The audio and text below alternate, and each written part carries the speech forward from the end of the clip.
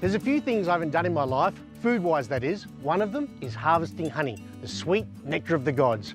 I'm super excited, but maybe not so much about the outfit. I'm all dressed up in Rolly Stone, home to some of our state's great artisan food producers.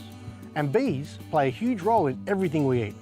My tutor today used to keep bees for a hobby. Nowadays, she's turned her passion into a thriving business. Her workplace is buzzing. So Sharon, how many hives do you have and where do you keep them? Well, Pete, we started with one, but we have about 200 now, and they run from Northcliffe, so that's in the south, all the way up to Eneabba in the north, and also inland to Kalgoorlie and Coolgardie. How much honey do you produce? On average, on a good year, between 25 and 35 tonnes. That's a lot of lemon and honeys. It is, yes. A lot of lemon honeys. It's not just the art of producing honey that Sharon is interested in, as evidenced by my getup. Sharing her skills and her love for these tiny creatures is also high on the Zeez Beez agenda. If you're game, Sharon runs workshops, letting you get up close and personal with the production team. Bit of smoke first, just to calm them down. So here, Pete, we have mainly females today, but there's the girls, which are all the workers.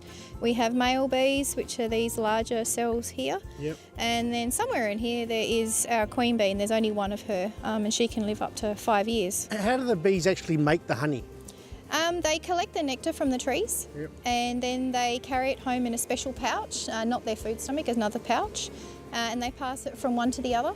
And when it's got enough enzymes through it, then they pack it into a cell, and then they cure it and then put a wax capping on top when it's the water content is low enough. And that creates the honeycomb? And that creates the honeycomb, yeah. To get the honey back into the jar, you know, from hive to jar, is it much work? Yeah, it can be a fair bit of work. We need to take the honey out of the surplus box at the top there, and we take it home and we hand process it all with very little machinery.